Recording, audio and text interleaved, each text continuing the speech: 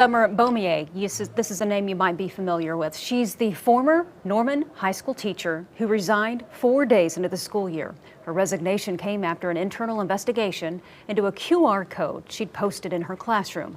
Then in February, the State Department of Education filed a complaint demanding she be stripped of her teaching license.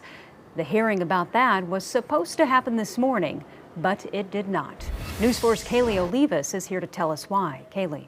Well, Jolene, we showed up to the State Department of Education this morning where the hearing was supposed to happen at 9:30, and then a receptionist told us it'd be earlier. Finally, it was canceled, and OSDE didn't provide us with formal notice. It took several tries before we got a hold of someone who could tell us what was going on.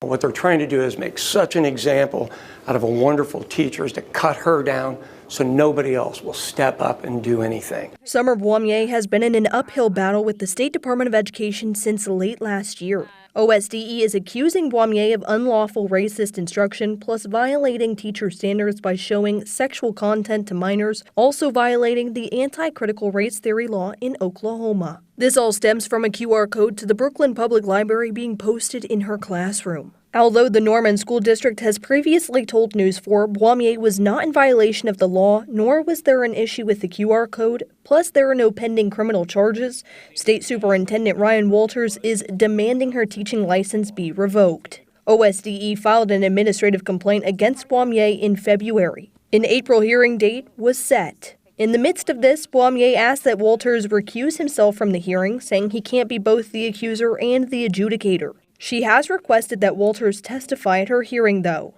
Because she isn't backing down. And this is going to cost them probably tens of millions of dollars by the end of it. That April date was canceled, then rescheduled for Tuesday morning. Without formal notice, a receptionist told News 4 the hearing was moved up 30 minutes early. The boardroom was allegedly being prepared, but then it was suddenly canceled. There's a whole lot to think about, seeing you being the only news reporter in that room. Why were you the only news reporter? After a handful of calls and texts, OSDE finally said, quote, "The director of our legal team has fallen ill and needs to reschedule." We asked why the last-minute change in times before cancellation, but haven't heard back. Can't trust a word they say. Well, we would like to point out other Oklahoma public school faculty members. Former Wewoka Middle School principal Cody Barlow has been criminally charged with 2 lewd acts with a minor. A current Ringling High School coach and principal is accused of verbally abusing his players, and a current Kingfisher coach is tied up in a hazing lawsuit. All 3 still have their teaching licenses. We've been asking why, but no one has provided clarity.